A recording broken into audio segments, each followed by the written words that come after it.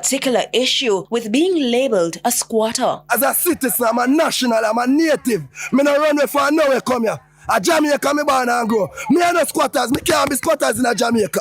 No boy can't tell me say me are squatters in my country. Me born and grow here. So it's 3 o'clock in the morning. Police enter your community. More than 20 of the men are reportedly rounded up, thrown into the backs of police pickups and taken away. Who's left behind? The women, the mothers, the grandmothers, children, a 3-day-old baby. Then came the bulldozers under the protection of the state. And before breakfast, the house you spent years building, your partner draw, the burial money, the little loan here, the sacrifice there, the ban your belly yasso, the cut your yaya and pass deso, is now rubble. Sounds familiar?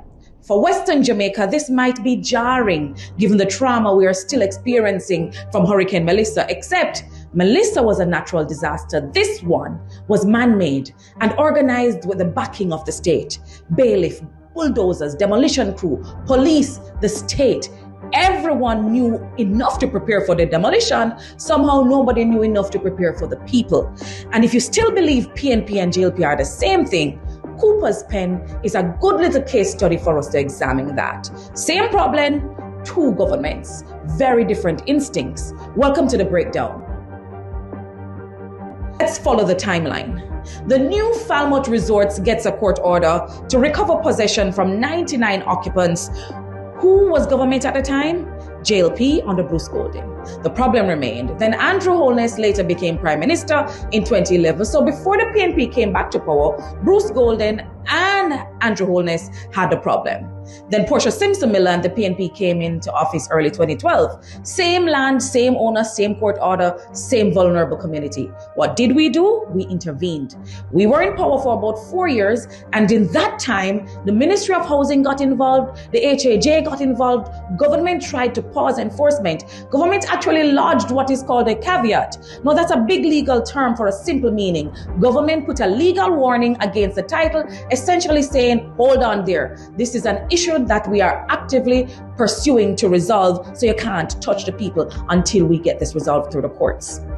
Then the PNP government tried to acquire the land and yes, compensate the private owner. So it wasn't that we were saying take away the man's land. It was, how do we respect his property rights without simply throwing hundreds of Jamaicans out on the road or bulldozing their house?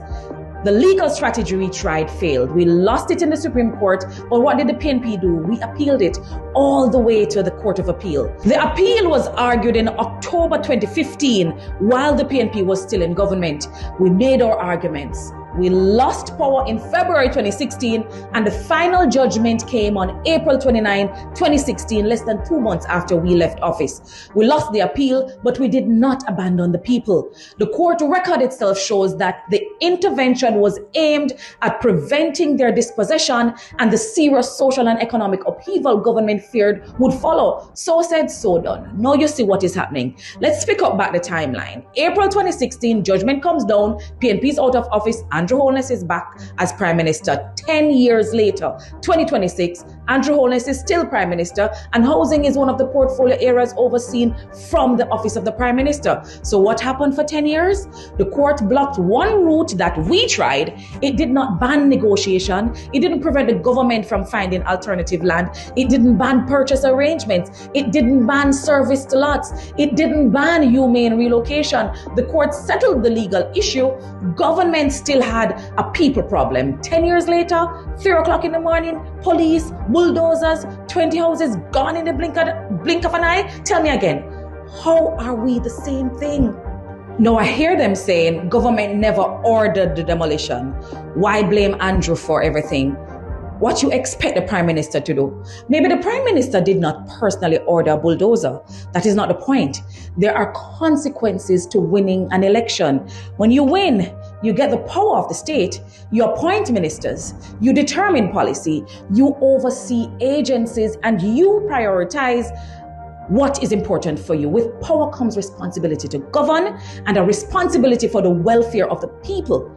As opposition, we can advocate, we can propose, we can recommend, we can expose, but government governs. You cannot take the power, take the authority, and take the credit for everything that goes right. And then when something goes badly wrong, you ask what you expect Andrew to do. At the same time, the buck stops with the government, and yes, with the Prime Minister. And please, don't tell me the state wasn't involved at Cooper's Pen, because residents say police rounded up more than 20 men before the demolition occurred. Women, mothers, grandmothers, and children were left behind to face what came next without the protection of the men. The police are the state. So why were those men taken? Were they charged? When were they released? Who requested the police? Who authorized the deployment? Apparently, the state had enough warning to organize police before dawn, but not enough warning to organize housing, HAJ, social workers, or somewhere for the people to sleep. Then afterwards, tents, relief supplies, sympathy. Good. Help the people, but don't confuse response with representation. Tova Hamilton has represented these people since 2020, 6 years now. Maybe she didn't know Tuesday was bulldozer day, fine. But did she know Cooper's Pen had a land problem? Yes. What did she do in the 6 years? If no, then that is not something that I think she should be proud of. And let me say something gently to those asking, but why did these people squat on somebody else's land in the first place? Private property is private property. Nobody is saying that because you need somewhere to live, you automatically acquire a right to somebody else's land. But can we have a little humanity in the conversation? Everybody does not arrive at the starting line with a title, a mortgage, approved, and money to buy a house. Some Jamaicans inherit property. Some can buy it, some can borrow to buy it, and some spend their entire lives simply trying to secure somewhere to live. Jamaica must have room for all of us. The answer to squatting cannot simply be, you shouldn't have been there, so bulldoze the house and good luck.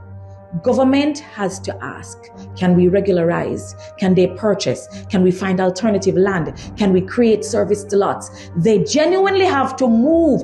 How do we relocate them without destroying families in the process? That is not rewarding illegality. That is governing a society in which everybody does not have the same resources, choices, or protection. The existence of squatters is not evidence that government has no responsibility.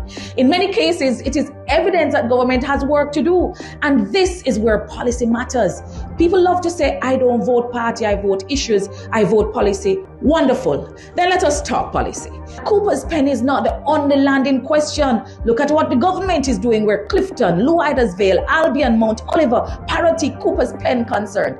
Different facts, different legal circumstances. But again, Jamaicans are asking, where is government before the bulldozer? This is about access. Who gets access to Jamaica? Who gets security? Who gets protected by the state? Jamaica must have room for the person who can afford the beachfront villa and the person who needs the state's help to secure a little piece of land to build a 2-bedroom house. Or was it 1 bedroom? Remember that story there? Sound familiar? In 2016, they told Jamaica, choose prosperity. In 2025, they came back and said, choose Jamaica. And Jamaica did choose. The JLP won the 2025 election. So now I have 2 questions. Prosperity for who? And choose who's Jamaica. A Jamaica you can live in, a Jamaica you can own, a Jamaica whose beaches you can access. Because you cannot say I vote policy and then ignore the policy that offered regularization of titles and give you beach access and afterwards behave as though elections have no consequences. There are consequences to winning an election and there are consequences of losing one too. The JLP had the problem before under Bruce Golding and under Andrew Holness. The PNP inherited it in 2012. We intervened, we tried to protect the residents and tried to compensate the owner. Lost it in the Supreme Court and took it all the way to the Court of Appeal. The final judgment came less than 2 months after we left office. The JLP inherited the problem again in 2016. They had 10 years. It's 2026, bulldozers. All politicians are not the same. Don't argue with me. Let's show them the record. Let's solve the problem. 2 problems, 2 government, 2 different approach. It matters who represents you. It matters what policies you vote for. It absolutely matters who governs. We're not the same. I'm Nikisha Burchell, and this has been another episode of The Breakdown.